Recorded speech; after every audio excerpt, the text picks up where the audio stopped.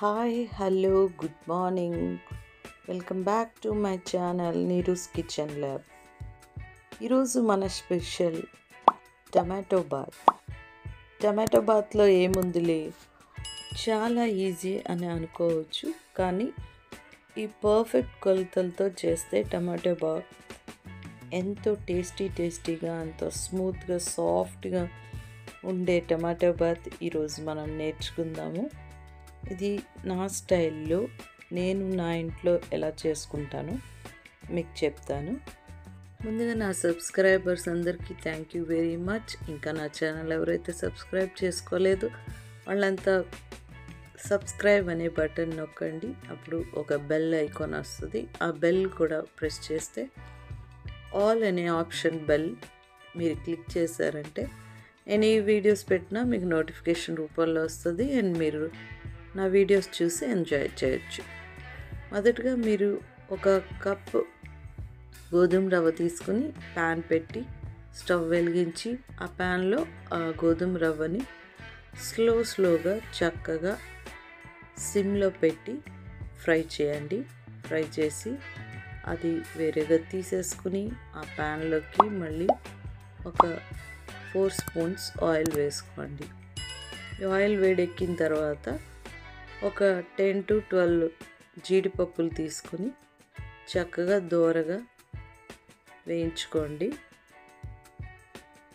Gold colour వచ్చే వరకు వేయించుకుని అది సపరేట్గా తీసేసుకోండి. ఇప్పుడు మనం తాలింపు పెట్టుకుందాం. ఇందులో ఆవాలు, శనగపప్పు, మినప్పప్పు, జీలకర్ర,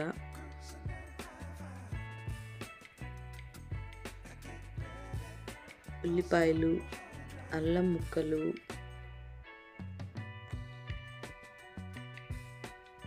కరివేపాకు అన్నీ వేసుకుని చక్కగా ఫ్రై చేసుకోండి.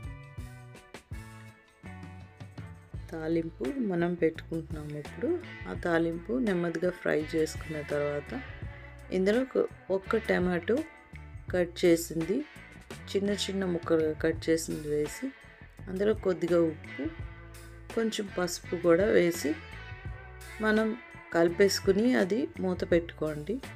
ఆ టమాటో ముక్కలు అన్నీ మెత్తబడిపోయే వరకు ఉంచండి. మధ్యలో పచ్చిమిరపకాయలు యాడ్ చేయడం మర్చిపోయాను, ఇప్పుడు యాడ్ చేశాను. నో ప్రాబ్లం, ముందైనా వేసుకోవచ్చు ఉల్లిపాయలతో కలిపి.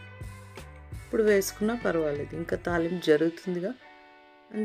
తర్వాత ఇందులో కొత్తిమీర కూడా కొంచెం వేసా. ఇప్పుడు ఒక కప్పు నూకకి 3 కప్పులు వాటర్ వేసా.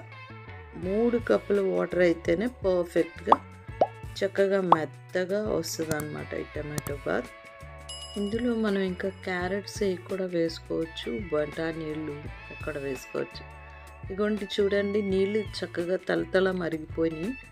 ఇప్పుడు ఆ వేపు పెట్టుకున్న బొంబాయి రవ్వని నెమ్మదిగా ఆ వాటర్లోకి వేయండి. వేసిన తర్వాత మూత పెట్టేసుకోండి. మూత పెట్టేసుకొని ఒక 5 minutes.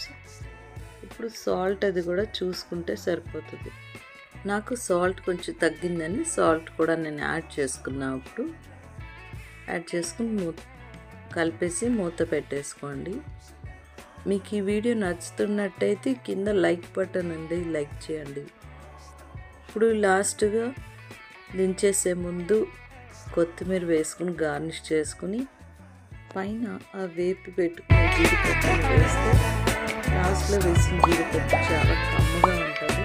ఫ్రై చేసి పెట్టుకున్నాను కదా, క్రిస్పీగా ఉంటుంది. దాంతోపాటు 1 స్పూన్ నెయ్యి కూడా వేసుకోండి. అంతే, టేస్టీ మెత్తగా ఉండి మనకి టమాటో బాత్ రెడీ అయిపోయింది. దాన్ని చక్కగా కొత్తిమీరతో గార్నిష్ చేసుకోండి. మీకు ఈ వీడియో నచ్చినట్లయితే లైక్, షేర్, సబ్స్క్రైబ్.